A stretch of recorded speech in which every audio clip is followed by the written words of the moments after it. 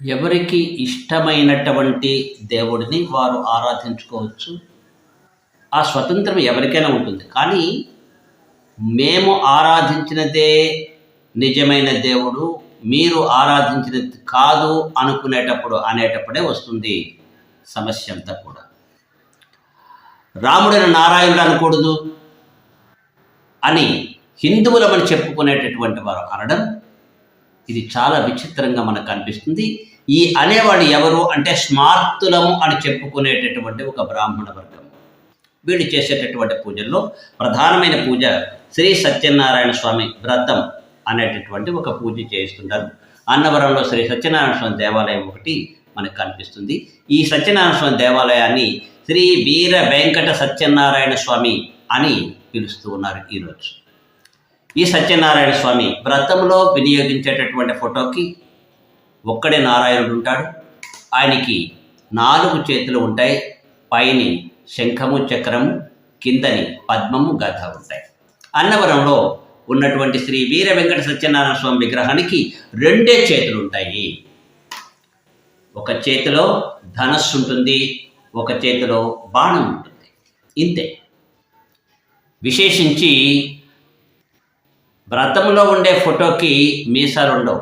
అన్నవరంలో ఉండేటటువంటి వీర వెంకట సత్యనారాయణ స్వామికి మాత్రం మీసాలు ఉంటాయి. ఈ వ్రతంలో చేసేటటువంటి సత్యనారాయణ స్వామి వేరు, ఆయన వేరునా లేక ఇద్దరు ఒకటేనా? దీనికి ఏ పురాణంలో ఉన్నది ప్రమాణం?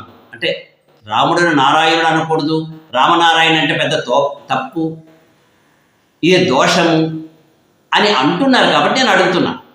నాకు భద్రాచలంతో ఏ సంబంధం లేదండి, మామూలుగా అడుగుతున్నాను. అక్కడ మీరు బాల్ చేస్తున్నారు కదా, ఇక్కడ మీరు చేసేటటువంటి పని ఏంటి అని. ఈ సత్యనారాయణ స్వామి వ్రతానికి ఆధారం ఏమిటి? స్కాంద పురాణంలో ఉన్నది రేవాఖండము అని మీరు చెప్తున్నారు. రేవాఖండం అనేటటువంటి స్కాంద పురాణంలో లేదు, ప్రక్షిప్త భాగాల్లో కూడా లేదు. ఇప్పుడు కొత్తగా కల్పించినట్టుగా మనకు కనిపిస్తోంది. కల్పిత కథ. సరే, మా ఇష్టం మేము చేసుకుంటాం, చేసుకోండి. వాళ్ళ ఇష్టం వాళ్ళు చేసుకుంటారు, మీరు మాట్లాడుకోండి.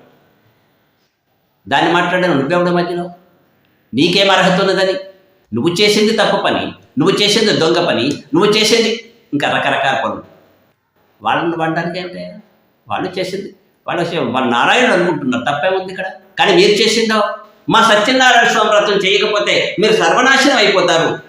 ఇది ఏమంటారు దీన్ని? బ్లాక్మెయిలింగ్. ప్రజల్ని బ్లాక్మెయిల్ చేయడం, దేవుడిని ఒక దుర్మార్గుడిగా చిత్రీకరించడం. వ్రతం చేయకపోతే, వ్రతం చేస్తామని మొక్కుకొని చేయకపోతే దేవుడు కోపం వచ్చేస్తుందట, పడవ ముంచేస్తాడట. ఇలా చెప్పడం నువ్వు దేనికోసం చెప్తున్నావు? అంటే దేవుడిని మీద భక్తి పెంచాలనుకుంటున్నావా? దేవుడు దుర్మార్గులను చిత్రీకరించాలనుకుంటున్నావా? ఇది అడిగితే తప్ప అండి? సరే, దేవుడు పరమాత్మ, తల్లి తండ్రి ఆయనే. దేవుడు నీకు రక్షణ కల్పించేవాడు, ధైర్యాన్ని కల్పించేవాడు చెప్పడం మానేసి ఇలాంటి పిచ్చి కథలు చెప్పి జనాలను మోసం చేయడం అనేటటువంటి, జనాల్ని వ్రతం చేయకపోతే, ఈ వ్రతం చేయాలనుకుంటే మాకు డబ్బులు ఇవ్వాలి. ఇదెంత నీచంగా కనిపిస్తుందో ఆలోచించారా? ఇలా కల్పించిన వాళ్ళు ఎవరు? బ్రాహ్మణులు కాదండి, బ్రాహ్మణులు అని చెప్పుకునేటటువంటి స్మార్తులు. వీడి దగ్గర బ్రాహ్మణత్వం అనేది లేదు. బ్రాహ్మణుడైతే పరమాత్మని, భగవంతుడిని అంత నీచంగా చిత్రీకరించాడు. కొబ్బరికాయ ముక్కకి లేకపోతే పూజకి మొహం వాచిపోయి ఎవడు నాకు పూజ చేస్తాడు, చెయ్యకపోతే ఆడికి నాశనం చేద్దాం అనుకుంటాడు దేవుడు. ఈ దేవుడి మీద అపప్రథ సృష్టించడం కాదా? ఇదేనా మీ మతం? ఇదేనా హిందూ మత ఉద్ధరణ?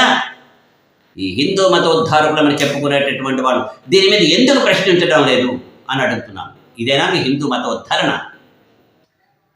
ఆలోచించండి. జై శ్రీమన్నారాయణ. మంచి ఆలోచన మీకు కలగాలని భగవంతుడు, శ్రీమన్నారాయణుడు, శివుడు, పరమాత్మ మీ మంచి బుద్ధిని కలిగించాలని ప్రార్థిస్తూ, జై సనాతన ధర్మ.